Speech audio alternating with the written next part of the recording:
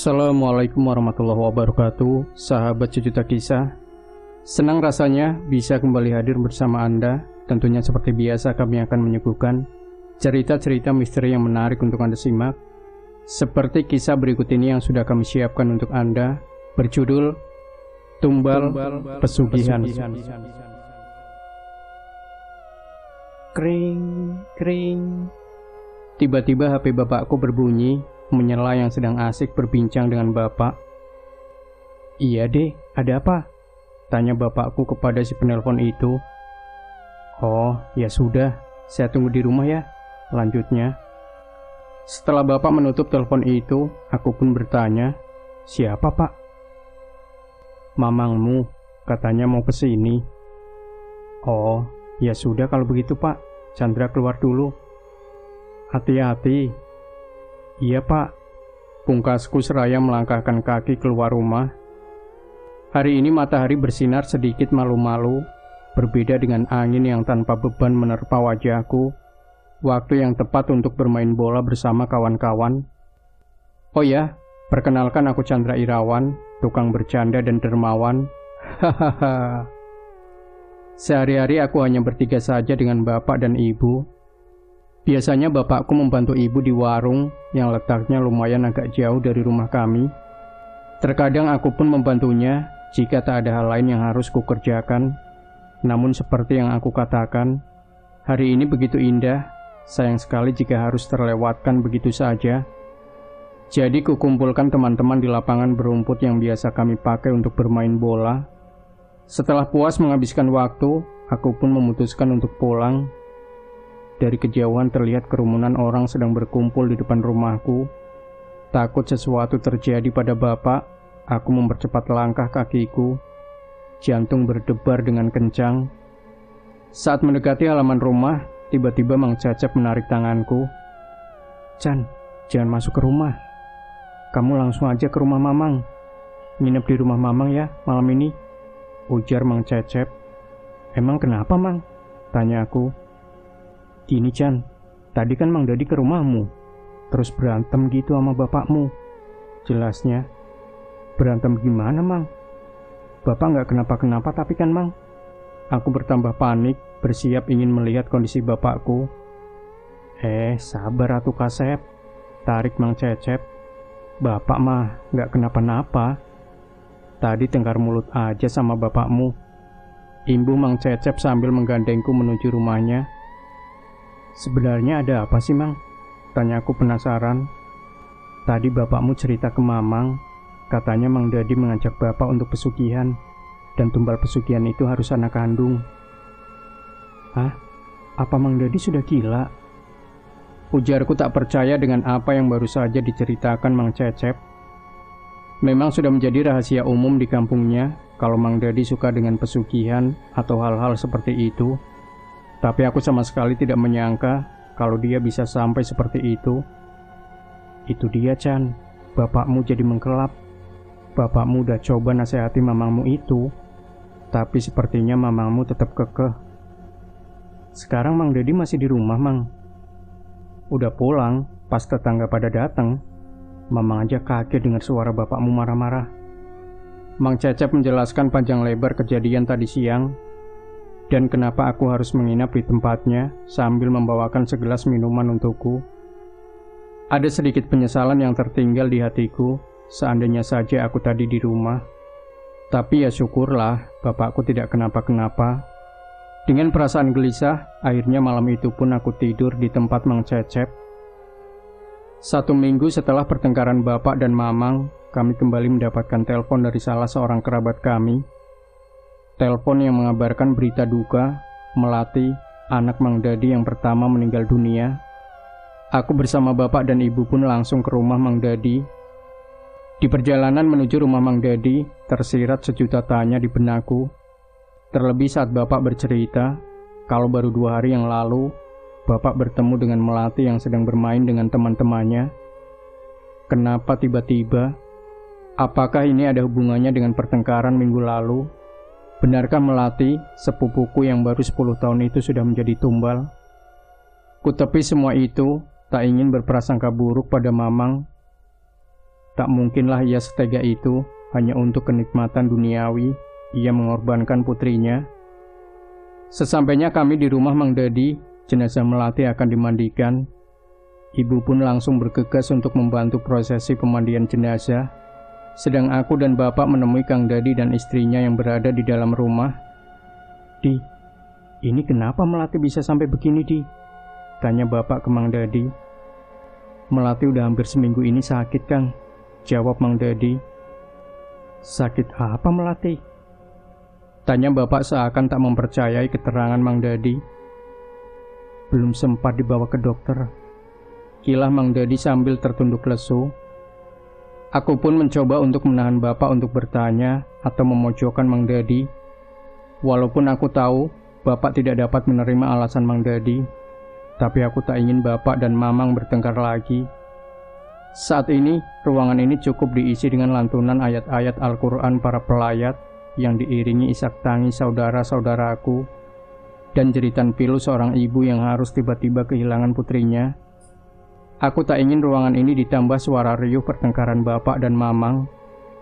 Setelah beberapa menit, Melati selesai dimandikan. Sepupuku yang belum menatap sampai ke sudut dunia, kini harus menutup matanya selamanya. Melati dibaringkan di atas sebuah tikar yang telah dilapisi dengan kain putih yang telah ditaburi wewangian. Tangan kanannya sudah mendekap rapat tangan kirinya. Kapas dan wewangian pun sudah ditambahkan. Melati telah siap menggunakan pakaian terakhirnya. Ikatan demi ikatan.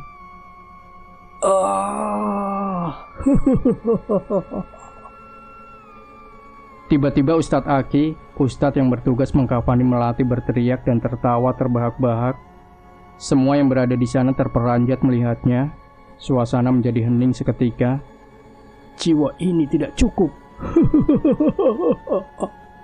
"Tambah lagi, Dadi," ceracau Ustadz Aki. Di saat semua orang terperanjat dalam kagetnya, bapak yang melihat ini menghampiri Ustadz Aki. "Siapa kau? Apa maksudmu?" tanya bapak. Memang kebetulan bapakku juga pernah mempelajari kebatinan, sehingga dia mengerti tentang hal-hal yang bersangkutan dengan gaib seperti ini. Aku adalah jin yang dipeliharanya," jawab makhluk yang memasuki tubuh Ustadz Aki sambil menunjuk Mang Dadi. "Apa maksudmu dengan jiwa ini tidak cukup?" tanya bapak. "Anak yang ditumbalkan ini tidak cukup untukku," sambil menunjuk jenazah Melati. "Aku ingin tumbal yang lain, Dadi." Bapak yang mendengar semua itu tak dapat lagi membendung emosinya. Setelah berdebat dan mengeluarkan jin itu dari tubuh Ustadz Aki yang langsung jatuh pingsan, bapak menghampiri Mang Dadi. Ditariknya baju Mang Dadi dan seketika itu juga mendarat sebuah pukulan di wajah Mang Dadi. "Bajingan kau, Dadi," umpat bapak. Dicengkramnya lagi kerah Mang Dadi yang sudah tersungkur. "Kau apakan ponakanku? Kenapa bukan kau saja yang mati?" kata bapak hendak memukul Mang Dadi lagi. Karena sebelumnya aku berhasil menahan tangannya. "Sampai kapanpun aku tak akan terima keponakanku kau. Aku tak akan terima ponakanku kau giniin, brengsek," lanjut bapak. Kesadaran para tetangga pun sepertinya sudah kembali. Mereka pun membantuku untuk memisahkan bapak dan Mang Dadi. Mereka memegangi Mang Dadi, sedang aku dan ibu membawa bapak keluar rumah. Namun bapak langsung mengajak kami pulang. Bapak benar-benar tidak terima atas apa yang dilakukan oleh Mang Dadi terhadap Melati. Di perjalanan pulang pun, sesekali bapak menarik napas panjang sambil menggeleng-gelengkan kepalanya. Terlihat jelas guratan-guratan kesedihan dan kekecewaan yang teramat sangat di wajahnya yang telah menua. "Sabar, Pak, sabar," ucap ibu mencoba menenangkan bapak. "Kok tega, Bu? Melati itu anaknya, Bu." Bapak menahan air matanya yang bercampur dengan murkanya. "Iya, Pak, Ibu ngerti maksud Bapak." "Sudah gila bajingan itu. Demi kenikmatan dunia, anak pun rela dikorbankannya." "Sudah, Pak, sudah. Semua juga sudah kehendak Allah. Mungkin memang sudah takdir Melati, Pak," ucap ibu yang masih berusaha menenangkan bapak. Aku hanya melihat dan mendengarkan mereka berdua dalam diam, tak tahu harus berbuat atau berkata apa untuk menenangkan bapak. Beberapa hari sejak kematian Melati, bapak nampak sedikit berbeda dari biasanya. Aku sering melihat bapak melamun di teras sambil menghela nafas. Terkadang bapak terlihat khawatir, tapi aku tak tahu apa yang dikhawatirkannya. Bapak pun menjadi sulit tidur. "Pak, belum tidur?" tanyaku pada bapak yang sedang menonton TV. Kulihat jam dinding sudah pukul 2:15 pagi. "Kamu sendiri kok belum tidur?" tanya bapak tanpa mengalihkan pandangannya dari acara reality show yang sedang ditontonnya. "Kebangun, mau kencing pak," jawabku sambil melangkahkan kakiku ke kamar mandi. Saat menuju kamar mandi, hidungku mengendus wewangian yang langsung membuat bulu romaku berdiri tegak. Di kamar mandi, wangi itu semakin santer tercium, membuat semakin merinding dan mempercepat acara buang air kecil. Pak, bapak nyium bau menyan." Pak, bapak nyium bau menyan sama bau dupa nggak, Pak?" "Enggak, udah tidur lagi sana." "Tapi Pak, bau kemenyannya kuat sekali loh Pak," aku bersikuku. "Sudah nggak apa-apa, mendingan tidur lagi sana." Aku pun mengalah dan kembali ke kamar, mencoba memejamkan mata dan membaca doa-doa yang kuhafal, berharap dapat menghilangkan rasa takut. Entah sampai berapa lama, saat aku buka mata, matahari sudah memasukkan sinarnya melalui celah tirai jendela kamar. Dengan badan masih lemas, aku memulai rutinitas hari ini. Satu persatu aku kerjakan, hingga tak terasa rembulan sudah siap menggantikan tugas sang mentari. Kubersihkan tubuh yang penuh debu jalanan ini terlebih dahulu, lalu mengisi perut yang sudah keroncongan. Jam menunjukkan sudah jam 7 lewat. Setelah selesai makan, kuhampiri orang tuaku yang sedang ngobrol sambil menonton TV. Memang kami jarang makan bersama, namun kami selalu menyempatkan diri untuk berbincang bersama sebelum tidur. "Nonton apa, Pak? Bu, kok kesel begitu?" tanyaku. "Ya, mau nonton apa lagi, Chan? Ya bapak mah ngikutin ibumu aja." "Ini loh, dasar ya, emang laki-laki tak tahu untung. Istri sudah cantik." Ibu menjelaskan panjang lebar tentang sinetron yang sedang ditontonnya. "Awas kamu ya, Chan, kalau nanti kayak gitu. Ibu ulek-ulek lo kamu," lanjutnya sembari menasehatiku. "Iya bu, iya. Duh, susah memang kalau wanita sudah nonton sinetron ini. Tak bisa diganggu-gugat, tak bisa dibantah. Seolah-olah jeritan hati sang tokoh utama adalah jeritan hati mereka sendiri." "Chan, kamu nyium gak?" tanya bapak. Wangi itu tercium lagi. "Iya pak, wangi menyan itu dari semilir-semilir menjadi semakin kuat. Seperti menyan itu dibakar di ruang tamu ini. Gak beres ini." Bapak beranjak dari duduknya dan mulai menyisiri dari mana bau itu berasal.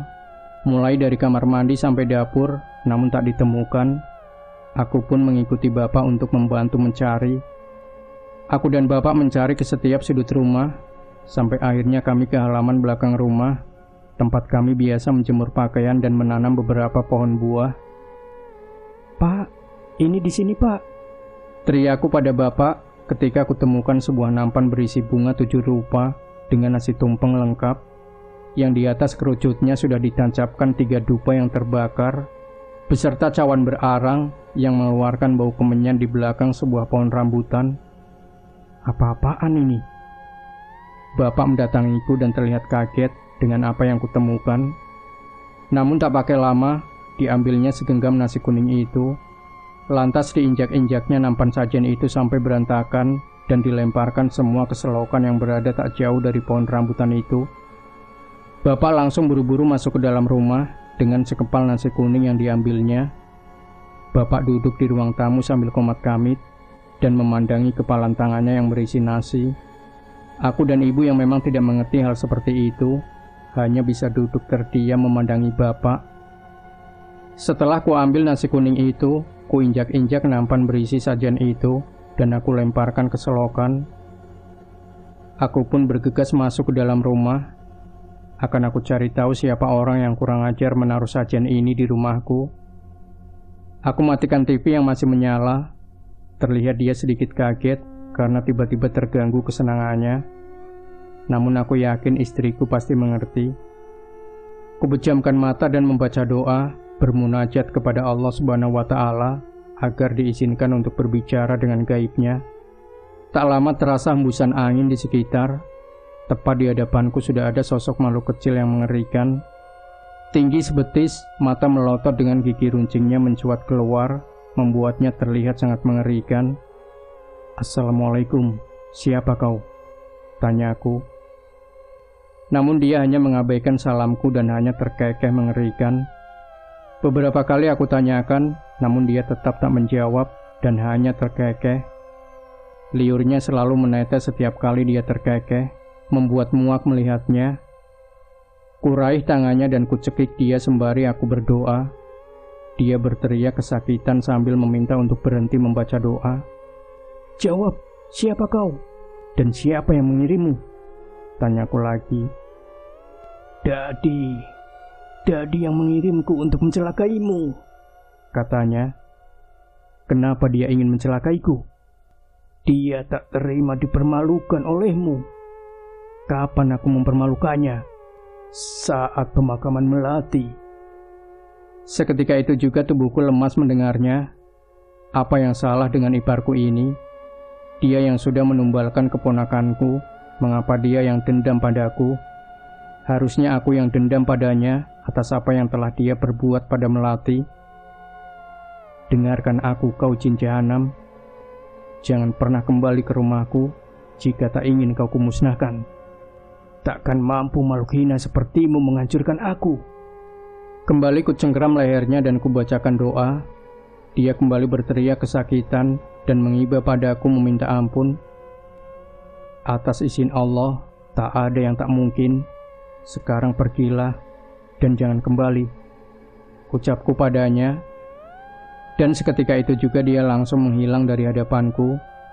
Kubuka mataku. Terlihat istri dan anakku sedang duduk memandangiku.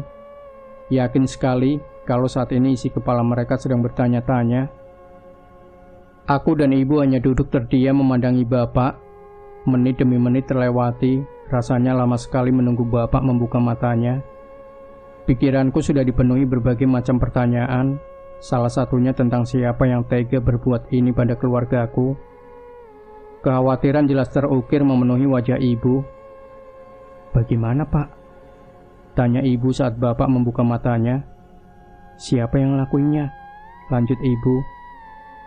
"Dadi, Bu. Dia dendam sama bapak, Bu," ujar bapak menghela nafas. "Dendam gimana, Pak? Memang bapak sudah berbuat apa ke Mamang?" Aku kaget mendengar apa yang diucapkan bapak. Dia merasa bapak mempermalukannya di depan warga waktu Melati meninggal. Dia juga tidak terima dengan kata-kata bapak yang menyalahkannya atas kematian Melati. Makanya dia jadi dendam dan ingin mencelakai bapak. Jelas bapak. "Terus kita harus bagaimana, Pak?" tanya ibu yang khawatir. "Ya mau bagaimana lagi, Bu? Kita berserah sama yang di atas, Bu. Allah pasti melindungi kita. Tapi Pak, kalau nanti terjadi apa-apa sama bapak atau keluarga kita, bagaimana, Pak?" Aku pun sama khawatirnya dengan ibu. "Tenang saja, Chan. Sementara ini kita perkuat doa saja. Bapak akan mencari jalan keluar. Bagaimana baiknya menyelesaikan ini?" Sekali lagi bapak menghela nafas. Nanti bapak akan coba berbicara dengan keluarga yang lain. Hari demi hari berganti. Sejak kejadian itu rumahku tak pernah setenang dulu. Ada saja kejadian gaib yang mengganggu rumahku. Bapak pun semakin terlihat kelelahan. Bagaimana bapak tidak kelelahan? Tiap malam bapak harus berperang sendirian melawan makhluk-makhluk gaib yang silih berganti datang menyambangi rumah. Bahkan dalam tidurnya pun ia disambangi makhluk-makhluk itu. Beberapa kali aku dapati bapak sampai harus pencaksilat dalam tidurnya. Apa yang terjadi di dalam keluargaku sudah terdengar oleh keluarga besar bapak. Namun tak ada yang dapat mengambil tindakan nyata terhadap Mang Dadi. Memang kami semua tidak bisa membuktikan bahwa semua ini ulah Mang Dadi. Keluarga besar bapak pun lebih memilih untuk mengasingkan keluarga Mang Dadi secara tidak langsung. Tak ada satupun di keluarga besar bapak yang mengajak keluarga Mang Dadi berbicara. Walau sudah diasingkan oleh keluarga besar, Mang Dadi tetap tidak menghentikan aksinya untuk meneror keluargaku. Setelah tak berhasil dengan bapak, kini ia menyasar ke ibu. Ibuku pun jatuh sakit. Aku dan bapak berencana membawa ibu untuk tinggal sementara di rumah nenek. Sampai di rumah nenek, kami tidak hanya disambut oleh saudara kami yang tinggal dengan nenek, namun juga disambut dengan suara menggelegar nenekku. Nenek kesurupan. Bapak pun langsung menghampiri nenek yang sedang dipegangi oleh mamang yang lain. "Dia dapat mengenyangkanku," ucapnya saat aku memasuki ruang tamu. "Jiwanya akan mengenyangkanku." Lanjutnya sambil menunjuk ke arahku. Mendengar itu dari mulut nenek, aku langsung diam mematung. "Siapa kamu? Mau apa lagi dengan keluargaku?" ucap bapak. "Aku adalah utusan yang akan menghabisi keluargamu." "Siapa yang mengutusmu, Dadi?" "Benar, aku yang akan menuntaskan dendamnya padamu," ucapnya membuat keluarga bapak yang ada di sana menahan nafas. Tak ada satupun yang berani buka suara sampai bapak mengeluarkan makhluk itu dari tubuh nenek.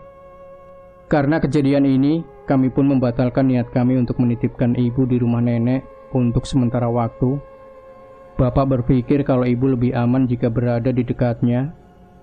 Apa yang terjadi dengan nenekku sebenarnya membuat keluarga besar bapak semakin murka dengan Mang Dadi. Namun lagi-lagi mereka tidak dapat berbuat banyak. Kalian tahu sendiri, sulitnya berurusan dengan makhluk tak kasat mata yang keberadaannya sulit untuk dibuktikan. Jadi selain mendiamkan dan menjauhi keluarga Mang Dadi, tak ada hal lain yang dapat mereka perbuat. Beberapa hari setelah kejadian di rumah nenek, bapak dan ibu berangkat keluar kota selama 2 hari. Entah untuk keperluan apa. Yang jelas hanya ada aku sendiri di rumah. Karena kejadian yang menimpa keluarga aku merasa tak enak sendirian di rumah. Maka aku memilih menghabiskan waktu di luar rumah, berkumpul dengan teman-teman, serta lebih memilih bermalam di rumah Mang Cecep. Baru benar-benar pulang ke rumah setelah bapak dan ibu kembali dari luar kota. "Pak, kemarin pas Chandra mau pulang ambil baju, Chandra ketemu Mang Dadi," ujarku pada bapak. Memang aku selalu menceritakan semua yang terjadi di rumah jika bapak dan ibu pergi keluar kota, termasuk saat aku bertemu dengan Mang Dadi. "Terus Chandra dikasih uang, Pak, sama Mang Dadi. Terus kamu ambil uangnya?" "Iya, Pak," jawabku polos, karena memang saat mengambil uang itu aku tak berpikir macam-macam. "Ya ampun, Chan, kenapa kamu ambil uang itu?" Bapak terlihat terkejut dengan jawabanku. "Sekarang uangnya masih ada. Chandra taruh di lemari kemarin, Pak. Tapi tadi Chandra lihat lagi udah nggak ada, Pak." Bapak terlihat lemas mendengar jawabanku. Melihat gelagat bapak yang seperti itu, membuat perasaanku pun menjadi tidak karuan. Apa aku sudah berbuat salah? Uang apa yang dikasih Mang Dadi? Ada apa sebenarnya? Jawaban atas pertanyaan itu pun terjawab beberapa hari kemudian.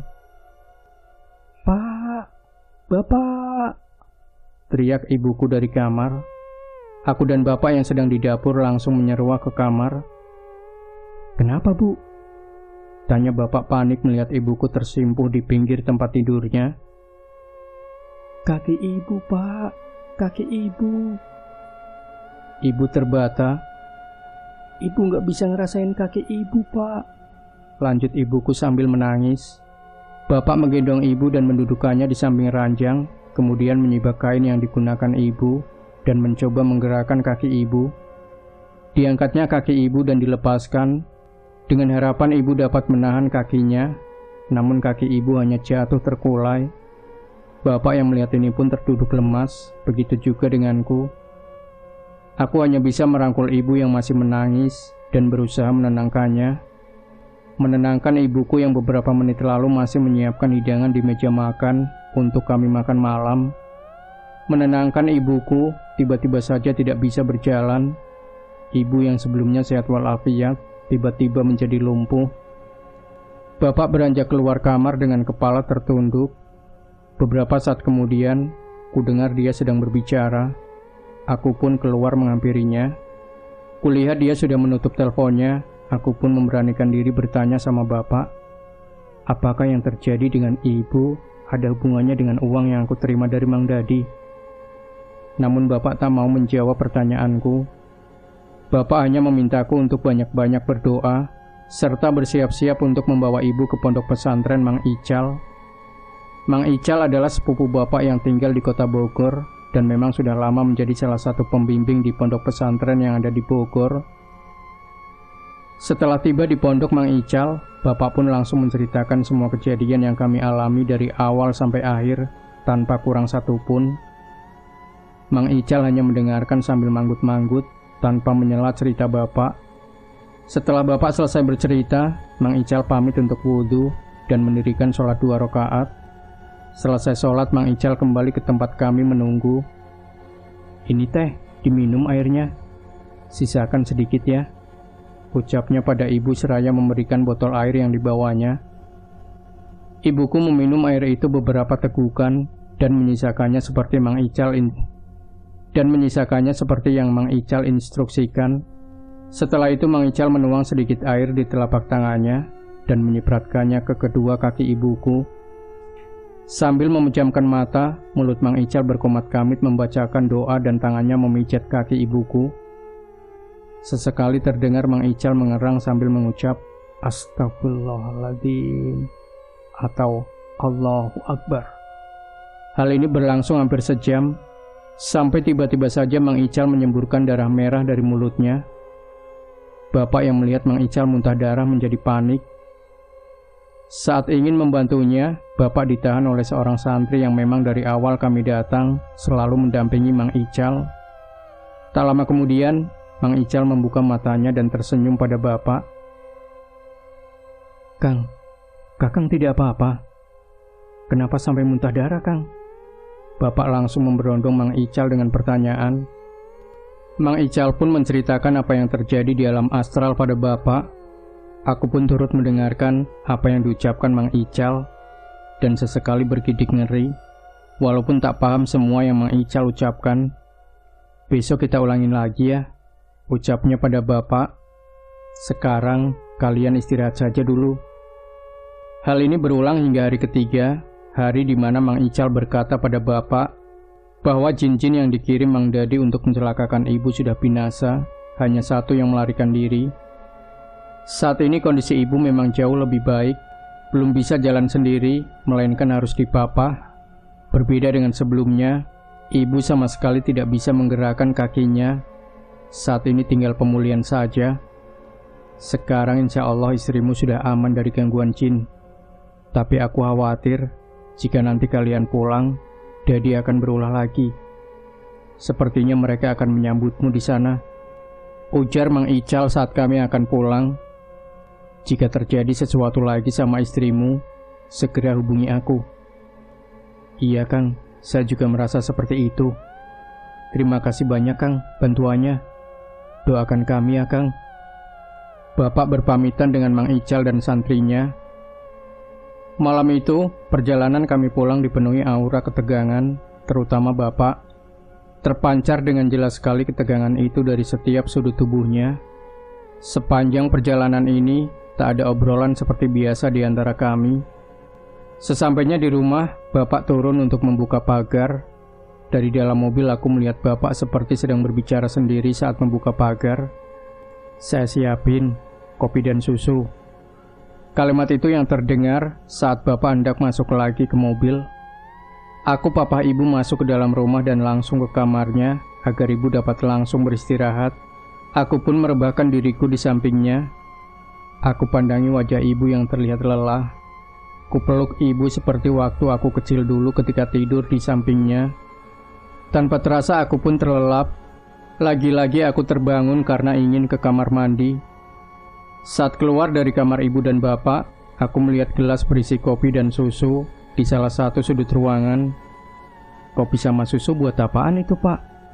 Tanyaku pada bapak yang sedang duduk di ruang tamu. Lanjutkan saja tidurmu. Besok kita ke rumah nenek. Aku pun masuk ke kamarku tanpa bertanya apa-apa lagi pada bapak. Mungkin ada hubungannya dengan apa yang aku dengar tadi. Seperti yang sudah direncanakan bapak, kami pun pergi ke rumah nenek. Tapi setibanya di sana, lagi-lagi kami disambut oleh nenek yang kesurupan. Jin dalam tubuh nenek berkata kalau dia merubah sasarannya dari bapak ke aku dan sekarang ke ibu. Menurut dia, ibulah yang paling mudah. Bapak yang sudah habis kesabarannya memutuskan untuk langsung berduel dengan jin suruhan Mang Dadi dan pasukannya. Keluarga bapak yang mendengar ini tentu saja khawatir dengan bapak dan mencoba untuk menenangkannya. Tapi sepertinya bapak sudah bertekad untuk menuntaskan semuanya malam ini juga. Wah, benar-benar bawa pasukan banyak, ucap bapak sambil menatap halaman kosong saat kami tiba di rumah. Chan, kamu dan ibu tunggu di dalam. Jangan keluar sampai bapak suruh. Tapi pak, ibu khawatir. Insya Allah bu, doakan saja bapak dari dalam. Aku pun membawa ibu ke dalam dan hanya bisa melihat bapak dari jendela ruang tamu. Bapak mengambil kuda-kuda seperti orang sedang pencak silat. Sesekali bapak seperti seseorang yang sedang menebas-nebaskan pedang. Jika ada yang melihat bapak sekarang, mungkin mereka akan berpikir kalau bapak sedang latihan pencak silat, atau parahnya menganggap bapakku gila karena memukul, menendang dan menebas udara. Bu, bapak berdarah. Ucapku panik saat melihat bapak menyemburkan darah dari mulutnya dan jatuh tersungkur sambil memegang perutnya. Jangan keluar, Chan, ucap ibu sambil menahan aku yang sudah memegang gagang pintu. Aku kembali memandangi bapak lewat jendela. Bapak masih memegangi perut dengan tangan kiri sambil mengibas-ibaskan dengan tangan kanan. Sejam sudah bapak melakukan itu sampai bapak berjalan tertatih ke pintu. Buru-buru aku buka pintu dan memapah bapak. Aku ambilkan air minum untuk bapak agar bapak lebih tenang. Bagaimana pak? Bapak tadi kenapa sampai muntah darah gitu pak? Tanya ibu cemas. Bapak tertusuk tadi bu, jawab bapak sambil meneguk air yang aku bawa. Tertusuk bagaimana pak? Sudah bu, tak usah dibahas lagi. Yang penting sekarang ini kita sudah aman. Sudah bapak hancurkan semua. Bapak menceritakan pada aku dan ibu garis besar kejadian tadi, termasuk satu jin berumur ribuan tahun yang berhasil melarikan diri. Bapak berkata kalau saat ini tak akan ada lagi gaib-gaib yang akan mengganggu. Seminggu sesudah kejadian itu, kondisi ibu perlahan membaik. Tak ada lagi gangguan-gangguan gaib di keluargaku. Semua berjalan tenang sampai seorang keluarga bapak mengabarkan kalau Mang Dadi meninggal dunia. Saat istri Mang Dadi ingin membangunkan Mang Dadi di kamar yang biasa dipergunakan untuk ritual, dia malah menemukan suaminya sudah tak bernyawa dengan kondisi yang mengenaskan. Mata Mang Dadi mendelik, jari-jari tangannya menekuk mencakar kaku, lehernya membiru seperti bekas cekikan dengan darah mengucur dari lubang-lubang tubuhnya. Niat hati ingin keluar dari kegelapan, namun dengan cara salah dan tergesa. Mengikat janji dengan api tanpa tahu ia yang akan menjadi arang. Mungkin itu adalah kata-kata yang tepat untuk mengakhiri cerita kali ini. Namun sebelum saya mengakhirinya, izinkan saya meminta kesediaan Anda untuk mengirimkan Al-Fatihah untuk Ayah Chandra Irawan yang sudah berpulang kepada Sang Pencipta. Dan juga saya mohon maaf tidak dapat menceritakan tentang pertarungan dari sudut pandang almarhum Ayah Chandra. Terima kasih. Demikian sahabat Sejuta Kisah, jangan lupa tinggalkan komentar Anda, like, share video ini, subscribe channel Sejuta Kisah. Nantikan kembali cerita-cerita misteri terbaru dari kami. Wassalamualaikum warahmatullahi wabarakatuh.